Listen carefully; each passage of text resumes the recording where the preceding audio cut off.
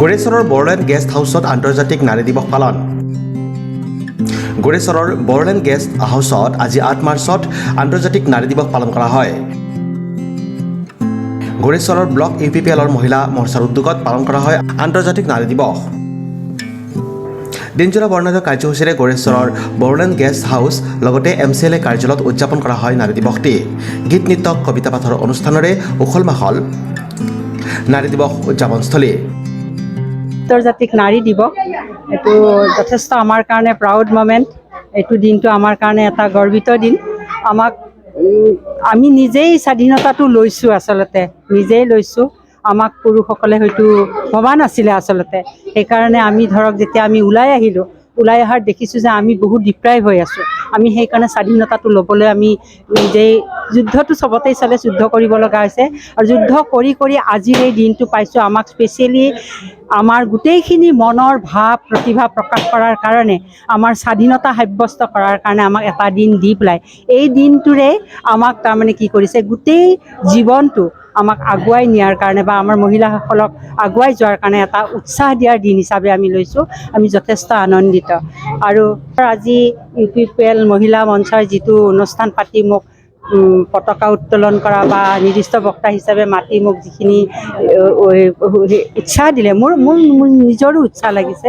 কাৰণ মোক এইখিনি সুবিধা এটা দিছে যে মই অকণমান কথা ক'ব পাৰিছোঁ, এটা গানো গালোঁ। গতিকে এইখিনি আমাৰ গোটেই মহিলাখিনি, আমাৰ গড়েশ্বৰ অঞ্চলৰ যিখিনি মহিলা পিছ পৰি আছিলে, তেওঁলোকে নিজৰ স্বাধীনতা কি বস্তু নাজানিছিলে, অৰ্থনৈতিক স্বাধীনতা কি নাজানিছিলে, সামাজিক স্বাধীনতা কি নাজানিছিলে, তেওঁলোকে এনেকুৱা ধৰণৰ অনুষ্ঠানৰ জৰিয়তে তেওঁলোকো আগুৱাই আহিছে, তেওঁলোকো জানিব পাৰিছে।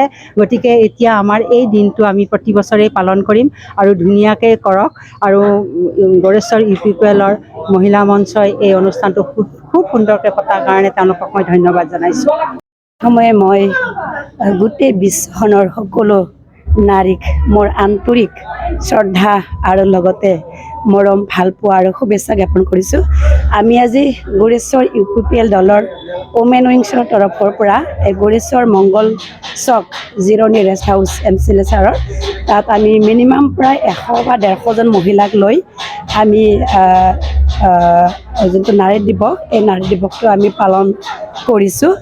তাত আমাৰ উপস্থিত আছিল 30 নং গড়েশ্বৰ সমষ্টিৰ MCLA পবিত্ৰ কুমাৰ বড়োচাৰ ডাঙৰীয়া, লগতে আমাৰ গড়েশ্বৰ সমষ্টিৰ কোঅৰ্ডিনেটৰ ৰমিত স্বৰ্গীয়াৰী দাদা ডাঙৰীয়া, আৰু লগতে আমাৰ UPPL দলৰ ব্লক কমিটিৰ সভাপতি দেৱজিৎ ব্ৰহ্ম ছাৰ ডাঙৰীয়াকে ধৰি সদানন্দ বড়োচাকে ধৰি আমি সকলোৱে একত্ৰিত হৈ ইণ্টাৰনেশ্যনেল যি ওমেন ডে আমি এইটো পালন কৰিছোঁ।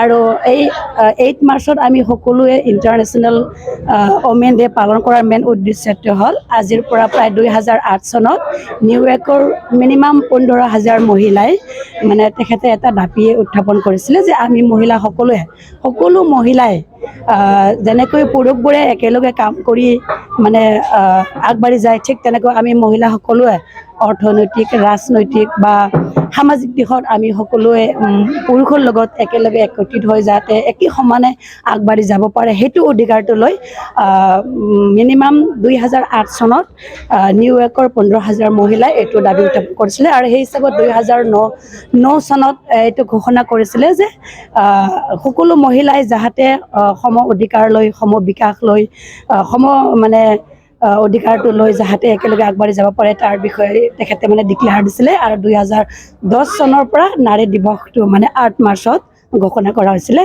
বা সেই হিচাপে আমিও আজি গড়েশ্বৰ UPPL দলৰ ওমেন উইংছে ইণ্টাৰনেশ্যনেল ওমেন ডে চেলিব্ৰেশ্যনটো আমি ইয়াত কৰা হৈছে। এইখিনি প্ৰথমতে মই আজি এই যি আন্তৰ্জাতিক নাৰী দিৱস, এই নাৰী দিৱসৰ গোটেই বিশ্বৰ মাতৃ তথা আমাৰ যি নাৰী আছে সকলোকে মই আমাৰ গড়েশ্বৰ ব্লক মহিলা মঞ্চই যি কাৰ্যসূচী লৈছিলোঁ তাৰ পৰাই মই সেৱা যাচিছোঁ, আন্তৰিক শুভেচ্ছা জ্ঞাপন কৰিছোঁ।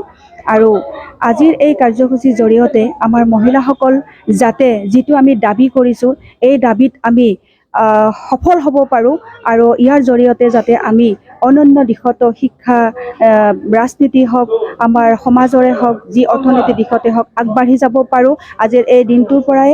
আৰু আজিৰ এই যিটো কাৰ্যসূচী, এই কাৰ্যসূচীটো মই সফল হোৱা বুলি অনুভৱ কৰিছোঁ কাৰণ যিসকল মহিলা আমাৰ মাজত আহি আমাৰ এই কাৰ্যসূচীটো সফল কৰাত সহযোগিতা কৰিলে তেওঁলোকলৈ মই আন্তৰিক শুভেচ্ছা জ্ঞাপন কৰিছোঁ আৰু আগন্তুক দিনত যাতে আমি এনেদৰে আমাৰ নিজৰ স্বাধীনতাটো বিচাৰি বা স্বাধীনতাটো আমি যেনেকৈ ল'ব পাৰিছোঁ আৰু সেই উদ্দেশ্যে আমাৰ মহিলা বা নাৰীসকলৰ যি আমাৰ কাম আছে এই কামসমূহ যাতে আমি সৎ সাহসেৰে আগুৱাই গৈ আমি কামবিলাক কৰিব পাৰোঁ সকলোৱে সহযোগিতা কৰে মই তাৰে আশা কৰিছোঁ desk report news express Assam